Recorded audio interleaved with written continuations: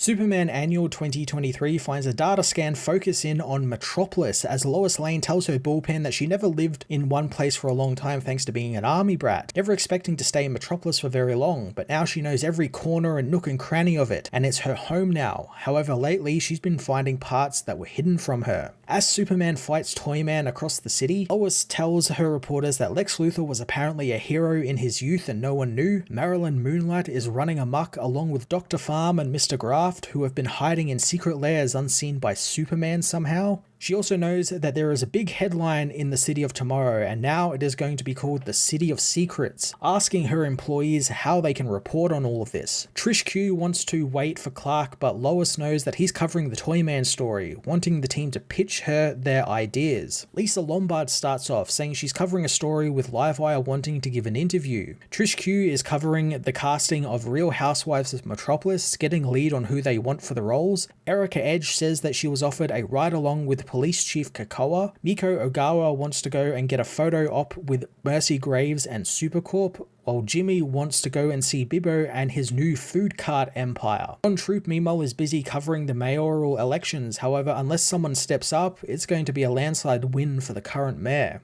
Lois snaps Cat Grant out of focusing on the Toyman fight outside, knowing that given her personal history with the villain, she can take a personal mental health day if it's all too much. Cat, however, wishes to cover a story on Jimmy's relationship with Silver Banshee, but knows that the breakup will actually get more traction. Steve Lombard, meanwhile, wants to cover how the Metropolis meteors still suck this season, but his sister reminds him that he wrote stories like that for the last 3 weeks. Lois is frustrated that they are all choosing to write about things they always write about, asking them for once to act like the investigative journalists they supposedly are. Lois decides to change things up, ordering Steve to Stryker's Island to interview Livewire, Kat to go on the police ride-along, Ron to interview the Real Housewives of Metropolis, Trish is going to go and cover the election, and Erica is going to stay behind and help her with her work on Lex. She tells them all to do what Lois Lane would do, ordering them all to go. The journalists mumble their way out of the room as Jimmy asks what he's to do, so Lois tells him that she needs his camera to keep an eye on Supercorp and Mercy Graves. Jimmy goes with Lisa Lombard to Supercorp, greeted by Mercy, who gifts them swag from the company, knowing merchandising was a big part of the company, but Superman shot down the idea of profiting off his name and image, so now they just give it all away for free. The reporters are led through a tour of the facility, filling them in on how Lex left his entire company to Superman while he was in Strikers. Mercy knows that while Superman battles Toyman, Supercorp is coordinating with the police to evacuate all of the city blocks in the path of destruction and provide help to the EMTs who need it. Jimmy, however, is distracted as he spots Parasite working away in the building. Mercy introduces Rudy to them, revealing that the last time Parasite was loose, he was actually a victim, not the aggressor, so they hired him on a work release program, providing him with the opportunity to show off Superman's hopeful ideology, as long as the best tech Luthor's money can buy. She points out Parasite's armband, which steadily feeds him a diet of energy that keeps him on his feet. However, it's only just enough to keep him on his feet, and not powered. Rudy says that when he was a kid, he always felt like part of him was missing, and while he was sent back to Strikers on the weekends, Supercorp has given him a purpose in life and something to work towards. Jimmy knows that Mercy really does this just so she can study Parasite, making Mercy wonder what brought on such judgment from Jimmy, especially after they helped save Silver Banshee. Lisa interjects, wanting to know Mercy's story since she was Lex's right hand for years, knowing where he buried all his bodies, yet she still calls him Mr. Luthor, and now she works for Superman, who seems to trust her enough to run the company, which is a lot for a person to handle. Lisa implies that maybe Mercy is some type of machine to cope with all of the pressure, hearing rumors that she's quite heartless. Suddenly a giant parasite monster screams down the hallways, but Mercy isn't worried, activating her hand cannon, warning the reporters that everything they're about to see is off the record. She fires at the being, but Parasite runs to protect the monster, revealing that it's not him. Rudy thinks the monster must have been a leftover version of him that didn't get absorbed. He knows that the beast is just hungry, offering some of its power, which calms it down and turns it into a big puppy. He asks if he can keep it, and Mercy agrees to, seeing that Rudy really has a big heart. Jimmy takes his picture of Parasite with his new puppy as Superman finishes dealing with Toyman's robot, staying behind to help Supercorp and the others help the people, as Lois is stuck in the office, trying to find out more about Lex's path but turning up nothing. Lois hopes that Clark will come crashing into the building to break up her day, as Steve, while midway through a donut, tells her that that he went to Strikers, but Livewire won't talk to him about sports. Frustrated, Lois reminds Steve that he wasn't there to talk sports with Livewire, but Steve knows the villain isn't talking to anyone, and if Lois wants the story, she has to get out there herself. Lois jumps at the idea, heading to Strikers Island and telling the guards that they have had a few incidents lately. The guards know, and it showed where their weaknesses are and where they need to be more secure, and with Supercorp upgrading them with their new war suits, they are at peak performance. Livewire meets with Lois, hearing that she got a promotion to editor-in-chief. In a nearby cell, Robinson Good, the Red Cloud, overhears the news of Lois's promotion, becoming angered enough that she blasts out of her cell, telling Lois that she was planning to escape for weeks, but for Lois, she'll risk an early release. The guards try and take her down, but in her cloud form, Robinson proves indestructible. Livewire doesn't think that Lois makes many friends, prompting Lois to reveal how her and Robinson work together at the Daily Planet, but she was revealed to be a spy for the Invisible Mafia and tried to kill Superman when they found out. Robinson thinks that Lois ruined her life, and she hated hearing everything about the great Lois Lane and how she would always win some dumb award. Lois reminds her that she won a Pulitzer Prize, grabbing a nearby guard's activation keys and undoing Livewire's restraints, telling Livewire if she helps her, then she'll be on the front page of the news.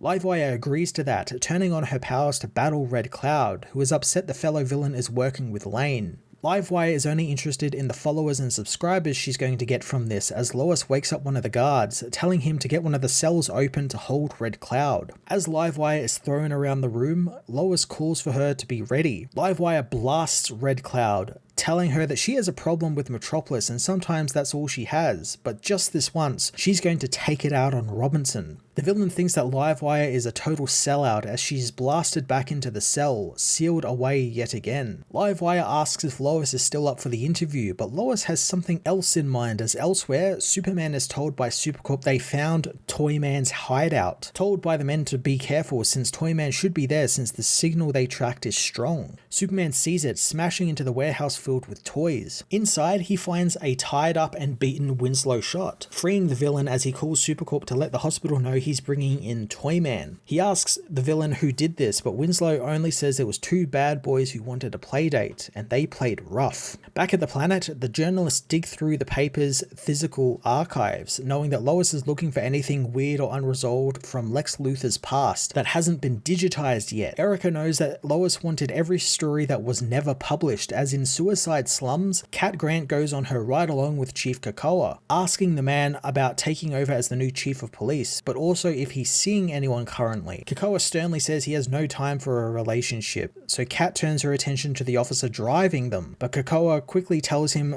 to keep his eyes on the road. Suddenly, the officers spot a bank robbery in progress, taking off after the fleeing robbers as Krakoa reminds the officer to keep a safe distance since Cat is in the car and they'll just call in backup. Marilyn Moonlight appears, leaping onto the robbers' Mustang and blasting them with her light guns, causing them to come to a halt and allow Krakoa and the officer to apprehend and arrest them. Cat runs after Moonlight, asking why she hides in the shadows when she could be known to the city and help make a difference. Marilyn says that it's because Metropolis has never felt safe to her, and Cat understands more than most, telling the vigilante that Toyman took her son and every piece of the city reminds her of it. But she also goes to therapy and talks about it, and it helps. She thinks that she could be Marilyn's confidant, and a little while later, Cat returns to Krakoa, wanting to return to their ride-along now that she has her exclusive with Marilyn Moonlight. Later that night, the papers get sent to print, with Livewire's new opinion column, Parasite's new puppy, and Marilyn Moonlight's interview covering the front page. Lois heads to the rooftop, telling the arriving Clark that he missed his deadline. Clark knows, revealing that Toyman wasn't controlling the robots, but it was a bunch of kids in an arcade who thought they were just playing a new demo game, which was given to them by a man matching Mr. Graff's description. Clark changes out of his costume, wanting 5 minutes to write up his article, but Lois knows tomorrow will be just fine since there's always more to write about tomorrow. Clark asks how his wife's day was, happening upon the mounds of physical papers inside her office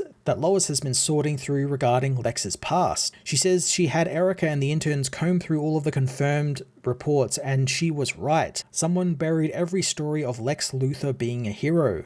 and that person was Perry White, who meanwhile reveals his plans to run for mayor to Ron Troop. Clark doesn't think Perry would do this, making Lois wonder what kind of deal he made with Lex and why. Clark reminds his wife that she can't solve this all in one day, but wonders what else they don't know. Elsewhere, Lobo is subject to tests by Graft and Farm, knowing Toyman's designs help them build a special syringe that can break Lobo's skin and take a single drop of his blood. The men scan the blood, finding that Farm was right and there is some type of tracker inside Lobo's DNA. He wonders if all Zarnians had this, but Lobo has no idea what they are talking about since he's the last son of Zarnia and his world is dead. Suddenly, the data scans of the city are stopped, as a voice knows that their work has been discovered by Superman and Lex Luthor's enemies, but it is far too late as their time has come and he has hidden for too long. The being is revealed to be Brainiac, who looks over the bottled city of Zarnia, telling the people that Superman's adopted home holds the greatest secret in the universe, and they will help him uncover it so that for the first time ever, Brainiac will not be the last of his kind.